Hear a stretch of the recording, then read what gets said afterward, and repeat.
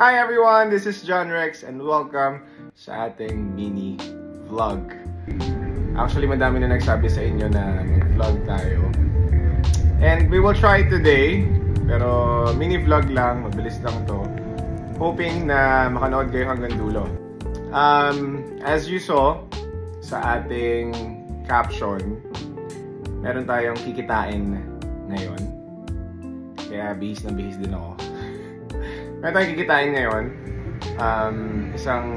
Ito, napakahalaga nito sa buhay ko. Talagang nandyan siya lagi pag kailangan ko siya. So, excited na akong ipakilala siya sa inyo.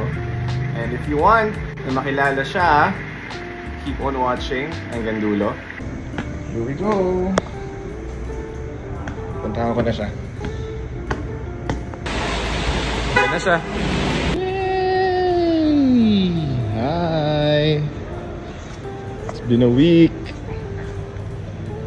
Let's go. And yes! Nandito tayo kay Ray Ray. Nakuha na natin si Ray Ray, guys. O nga pala, ang pangalan ng aking sasakyan is Ray Ray. Dahil, kung hindi ako nagkakamali, ang name niya po ay Lustrous Gray. Oo, kung hindi po ako nagkakamali, sana tama. Gray kasi siya, so sabi ko, saktong-sakto yung Ray Ray na pangalan sa kanya. Ray Ray, wala sa atin siya for 1 week dahil binigay natin siya sa Ford Edsa Green Hills for repairs. Yes, opo.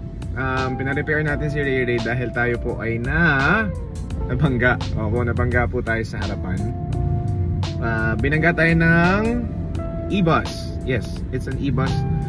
Naatasan niya po tayo. So,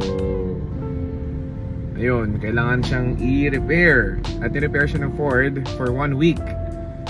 Ayun. Sabi ko nga, itong sasakyan na to, si Ray Ray, sobrang laking tulong sa akin. Kasi, ang hirap guys, sobrang hirap na pupunta ka sa isang event. Tapos, mag-commute ka, gagamit ka ng Grab. Dami mong bit-bit. Tapos, paminsan, may mga events pa na walang holding area. Oo, may mga ganun guys. So, minsan kailangan na, alam mo yun, may place ka na pag-sustayan. And this is the place. So, ang laking tulong, laking bawas sa hassle si Ray Ray. So, nasabi ko talaga na si Ray Ray is isang baby ko na talagang, alam niyo yun, inaalagaan ko. Dahil actually, ito pong sasakyan na to is my first ever na sasakyan na tayo mismo yung bumili. So, I'm happy na may nagagamit tayo dahil sobrang hirap po talaga kung wala tayong magamit. Dati, pag nag-events, ginagamit ko yung sasakyan ng parents ko.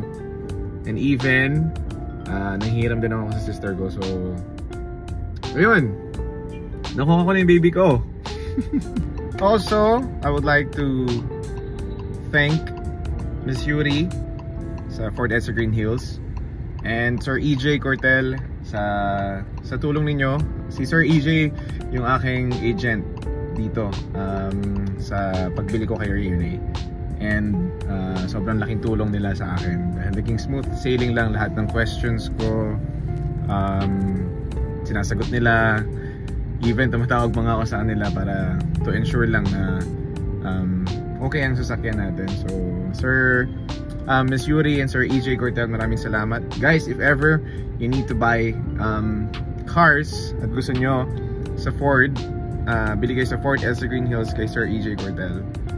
Ayan, napakabait niyan at sobrang galing na agent. So, thank you guys. Maraming salamat po.